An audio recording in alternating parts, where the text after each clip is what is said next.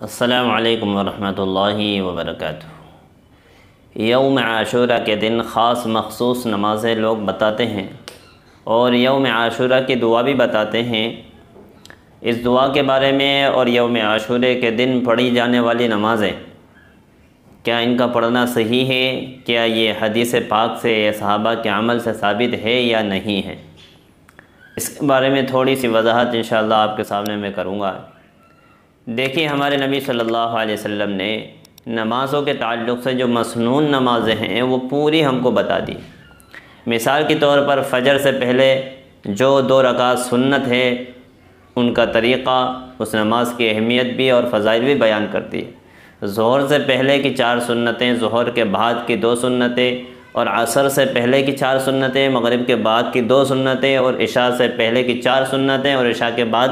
2 سنتیں، اس کے فضائل بیان کر دیے گئے۔ ان میں سے یہ بھی بتا دیا گیا ہے کہ ان میں سے سنت مؤکدہ کون کون سی ہے، یعنی پڑھنا ضروری کون کون سی سنتیں ہیں، اور سنت غیر مؤکدہ یعنی پڑھو تو ثواب، نہیں پڑھو تو کوئی گناہ نہیں، وہ بھی ان نمازوں میں ہم کو بتا دی۔ اس کے علاوہ نوافل نماز وہ بھی ہم کو بتلا دی گئی کہ چاشت ہے، اشراق ہے، تہجد ہے، اوابین ہے، اور دوسری نمازوں کی فضیلت بھی بیان کر دی ہے۔ صلاۃ التسبیح ہے، صلاۃ الکسوف ہے، سورج گرہن کی نماز ہے، چاند گرہن کی نماز ہے، بارش بند ہو جائے اور اللہ سے مانگنے کے لیے بستی سے باہر نکل کر وہ نماز پڑھنے کا طریقہ بھی ہم کو بتلا دیا ہے۔ لیکن اللہ کے نبی صلی اللہ علیہ وسلم سے اور اللہ کے نبی صلی اللہ علیہ وسلم کے صحابہ سے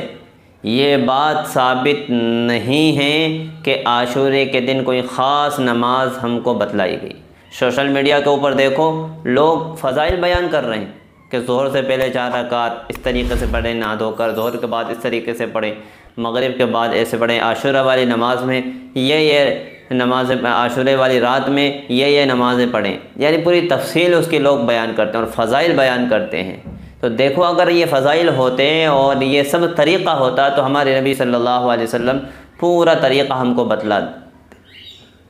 لیکن اس کے حوالے سے کوئی احادیث ہم کو نہیں ملتی، یعنی یہ لوگوں کی من گھڑت والی باتیں ہیں۔ بھائی نماز، لوگ کہتے ہیں اس میں آپ کا کیا جا رہا ہے کہ نماز ہے، تو بھائی شریعت نے جن چیزوں کو بتا دیا وہ ان چیزوں کو کریں گے۔ مثال کے طور پر مغرب میں 3 رکعت فرض ہیں، آپ 5 پڑھ لو، 4 پڑھ لو، اور کہہ دو نہیں ہم نے کوئی غلط کام نہیں کیا، ہم نے تو نماز ہی پڑھی ہے۔ بھائی شریعت اس سے منع کرتی ہے، شریعت نے جن چیزوں کا کہہ دیا اتنا کرنا ہے اتنا ہی کرنا۔ اب شریعت نے کہہ دی بھائی سنت ہے تو اس کو سنت کا درجہ دو، اس کو نفل کا درجہ بھی نہیں دے سکتے، اس کو فرض واجب کا درجہ بھی نہیں دے سکتے، وہ سنت ہے تو سنت ہی رہے گی۔ اسی طریقے سے عاشورے کی دعا کے بارے میں اس کی تفصیل میں نے بھی پڑھی ہے۔ عاشورے کی دعا کے بارے میں جو عاشورے کی دعا ہے، یا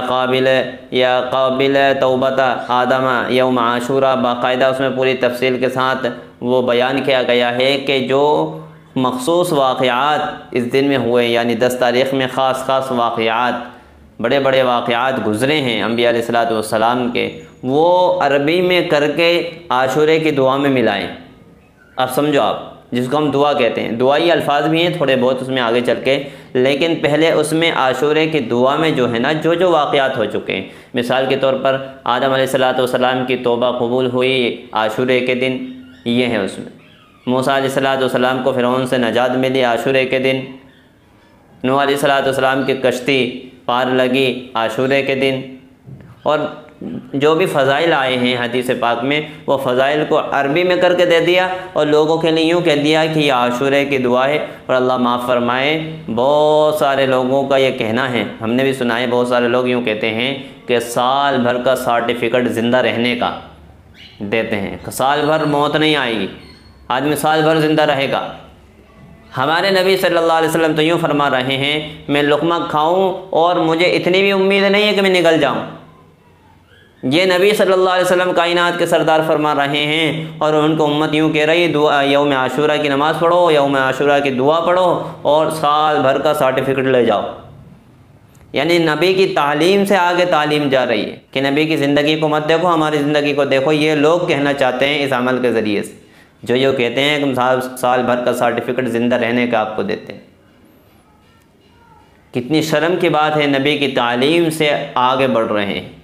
نبی کے طریقے سے آگے بڑھ رہے ہیں اور اس کو شریعت کا ایک حصہ بنایا جا رہا ہے،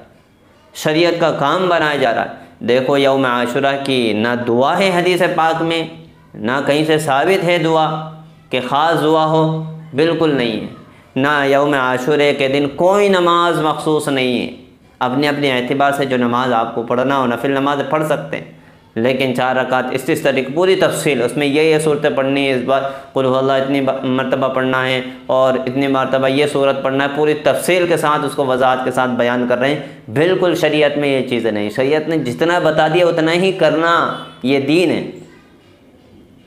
شریعت نے جتنا بتا دیا اتنا ہی کرنا، یہ دین ہے، اس میں کمی بھی نہیں کر سکتے، اس میں بڑھوتری بھی نہیں کر سکتے۔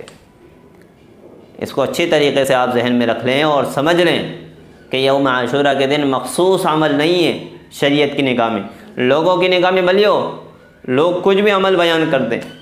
کون سی بھی نماز وہ لا کر کھڑی کر دیں کہ نمازیں یہ پڑھنے سے تمہیں یہ ملے گا، یہ ملے گا۔ آج کل لوگ لالچی بھی بہت زیادہ ہے، اور ہم نے یہاں تک جتنے بھی وظیفے لوگ بتاتے ہیں، جو بھی دن آتا ہے، چاہے یوم عاشورہ، شب قدر ہو، شب برات ہو، اور دوسرا عید میلاد النبی کا وقت آتا ہے، اس میں لوگ جو وظیفے بتاتے ہیں اس میں لالچ جو دیا جاتا ہے وہ لالچ دنیا کا ہے۔ حالانکہ اللہ کے نبی صلی اللہ علیہ وسلم نے امت کو دنیا کی طرف نہیں پہنچایا، امت کو دین کی طرف۔ ایک صحابی آیا، رسول اللہ آج مجھے اتنا نفع ہوا، اتنا نفع ہوا، اتنا نفع ہوا، کسی کو بھی نفع نہیں ہوا، اتنا میں نے کمایا۔ اللہ کے نبی صلی اللہ علیہ وسلم نے فرمایا اس سے بڑھ کر سب سے کم وقت میں اور سب سے زیادہ مال حاصل کرنے والا شخص بتاؤں، یا یوں فرمائے اس سے بڑھ کر عمل میں بتلاؤں، اس سے زیادہ کمانے والا شخص بتلاؤں کہ 2 رکعت نماز پڑھنا یہ اس سے بڑھ کر ہے۔ نماز کی طرف، اعمال کی طرف امت کو اللہ کے نبی صلی اللہ علیہ وسلم نے ابھارا ہے، وہ دنیا کی طرف نہیں کہ دنیا کما لیا تو دنیا اور بتلائی ہو۔ تو جو بھی یوم عاشورہ کے تعلق سے جو بھی ذہنوں میں خرافات ہمارے بیٹھی ہوئی ہے یا لوگوں نے بتلائی ہے، ہم نہیں جانتے، ہمیں علم نہیں، لیکن لوگوں نے ہم کو بھٹکا دیا ہے اور بتلا دیا کہ یہ فضائل ہیں، یہ ہیں۔ نہیں، صرف آپ روزہ رکھو، اگر روزہ نہیں رکھ سکتے تو گھر والوں پر وسعت کرو، یہ عمل 2 عمل ہے یوم عاشورہ کے، ان کا اہتمام کیا جائے۔ اللہ رب العالمین ہم سب کو عمل کی